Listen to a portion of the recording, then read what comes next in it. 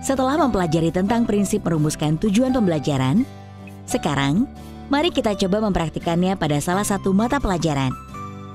Pada video ini, kita akan praktik merumuskan tujuan pembelajaran dengan cara alternatif 2 pada mata pelajaran IPAS di fase B, yaitu mengidentifikasikan kata kunci pada CP yang berkaitan dengan kompetensi dan lingkup materi. Ibu dan Bapak guru yang mengajar mata pelajaran lain tetap bisa mengikuti karena prinsip dan proses berpikir yang digunakan tetap sama. Sebelum memulai, siapkan kembali dokumen capaian pembelajaran masing-masing serta buku catatan atau laptop untuk praktik. Pada alternatif 2, tujuan pembelajaran dirumuskan dengan menganalisis kompetensi dan lingkup materi pada CP. Jadi yang pertama dilakukan adalah mengidentifikasi kata kunci pada CP yang berkaitan dengan kompetensi dan lingkup materi. Mari kita praktikkan pada elemen pertama, yaitu elemen pemahaman IPAS. Pada kalimat ini, kompetensi yang diminta adalah menganalisis hubungan. Lingkup materinya adalah fungsi panca indera. Pada kalimat selanjutnya, peserta didik diminta membuat alat simulasi. Lingkup materinya adalah siklus makhluk hidup. Dan dilanjutkan untuk semua kalimat dalam semua elemen.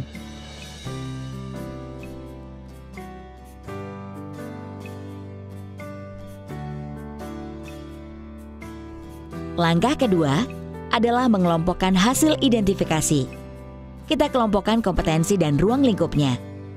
Untuk mempermudah analisis, hasil identifikasi ini bisa kita tuangkan dalam tabel seperti contoh berikut. Pada contoh ini, CP diuraikan per kalimat. Karena dalam karakteristik mata pelajaran IPAS, setiap kalimat CP dapat memuat ruang lingkup materi yang berbeda-beda. Kita juga bisa mengelompokkan hasil identifikasi dengan ruang lingkup yang sama. Misal, untuk contoh berikut, dapat dikelompokkan dalam ruang lingkup energi. Ini hanya salah satu contoh cara untuk memudahkan analisis, bukan menjadi format atau cara baku. Sedangkan untuk elemen keterampilan proses, kompetensi ini merupakan keterampilan inquiry yang bisa membantu pemahaman IPAS di setiap ruang lingkup materi. Informasi seperti ini didapatkan saat kita mempelajari CP. Jadi, kompetensi pada elemen ini dikembangkan saat melaksanakan elemen pemahaman dan bisa dijadikan referensi saat melakukan perencanaan pembelajaran di setiap ruang lingkup. Tahap terakhir adalah merumuskan tujuan pembelajaran. Misalnya, untuk kalimat pada CP berikut dengan kompetensi dan ruang lingkup yang sudah dipetakan, maka tujuan pembelajarannya adalah menganalisis hubungan antara bentuk serta fungsi bagian tubuh pada manusia atau panca indera.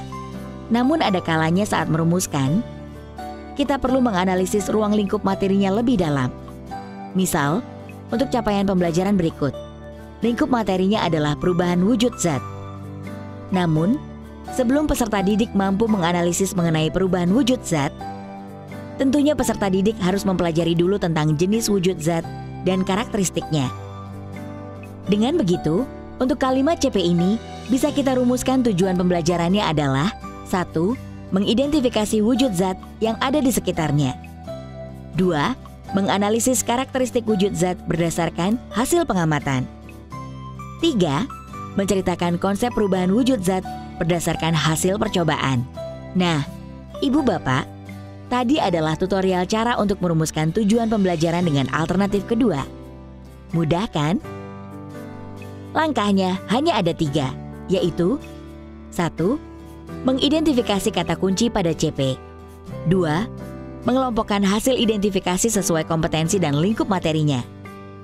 3. Dan terakhir, merumuskan tujuan pembelajarannya. Untuk memahami berbagai cara dalam merumuskan tujuan pembelajaran, Ibu dan Bapak dapat melihat referensi yang terdapat dalam panduan pembelajaran dan asesmen. Jangan lupa untuk memperhatikan juga kedalaman ruang lingkup materi dan kompetensi prasyarat saat merumuskan tujuan pembelajaran. Selamat mencoba!